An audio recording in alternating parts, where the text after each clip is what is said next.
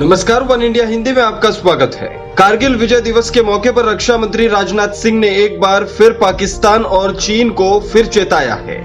राजनाथ सिंह ने कहा कि भारत पहले हमला नहीं करता है, लेकिन हमला हुआ तो मुंहतोड़ जवाब देने से भी पीछे नहीं हटता। राजनाथ सिंह ने ये बात देश के वीर जवानों के नाम जारी संदेश में कही।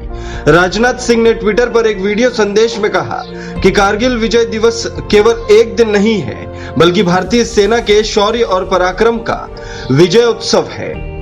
कारगिल विजय दिवस केवल एक दिन नहीं है, बल्कि इस देश के सैनिकों के पराक्रम और शौर्य का यह विजयोत्सव है। साथियों, हमारे देश में अनेक पर्व ऐसे आते हैं जो इस देश के वीर सपूतों के शौर्य और पराक्रम की याद दिलाते हैं। वैसे तो हमारा देश इन वीरों के प्रति कृतज्ञता को कभी नहीं भूल सकता, फिर भी ये दिवस उन वीरों के सम्मान में हर बार एक नई ज्योति जला जाते हैं। कारगिल विजय दिवस भी उन्हीं महान पर्वों में से एक है। मैं आज के दिन मातृभूमि पर अपना सर्वस्व न्यौछावर कर देने वाले उन महान सेनानियों का स्मरण करता हूँ और उन्हें शीश झुकाकर अपनी श्रद्धांजलि भी अर्पित करता हूँ। साथ ही उन शहीदों की माताओं और उनके समस्त परिजनों को भी मैं शीश झुकाकर नमन करता हूं। अपने वीडियो संदेश में राजनाथ सिंह ने कहा कि इस राष्ट्रीय सुरक्षा के दायरे में हम जो कुछ भी करते हैं वो हमेशा आत्मरक्षा के लिए करते हैं, आक्रमण के लिए नहीं। अगर दुश्मन देश ने कभी हमारे ऊपर आक्रमण किया तो हमने ये भी साबित कर दिया है कि कारगिल की तरह हम उसे मुंहतोड़ जवाब देंगे। कारगिल न केवल हमारे राष्ट्रीय स्वाभिमान का, बल्कि एक इनजस्टिस के खिलाफ उठाए गए एक बड़े कदम का भी प्रतीक था और रहेगा। कारगिल विजय के शिल्पी तत्कालीन प्रधानमंत्री श्री अटल बिहारी वाजपेयी जी ने उस समय राष्ट्रीय सुरक्षा पर अपना जो दृष्टिकोण प्रस्तुत किया था, उसका जिक्र मैं यहां करना चाहूंगा। उन्होंने कहा था, हमने यह साबित कर दिया कि हम किसी बाहरी दबाव के सामने नहीं झुकेंगे।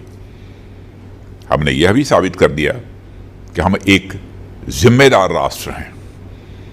राष्ट्रीय सुरक्षा के दायरे में हम जो कुछ भी करते हैं वह हमेशा आत्मरक्षा के लिए करते हैं, आक्रमण के लिए नहीं है।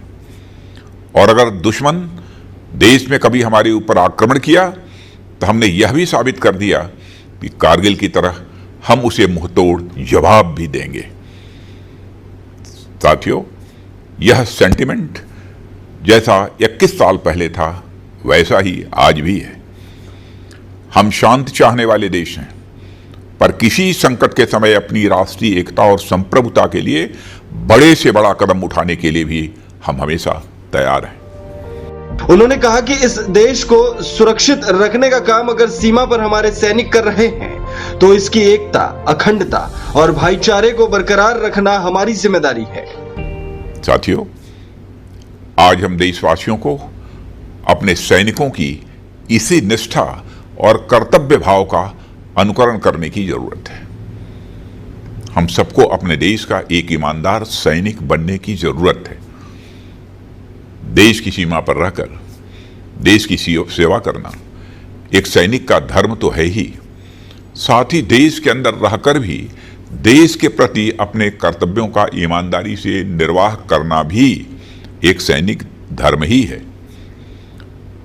इस देश को सुरक्षित रखने का कार्य अगर हमारे सीमा के सैनिक कर रहे हैं तो इसकी एकता, अखंडता और भाईचारे को बरकरार रखना हमारी जिम्मेदारी है।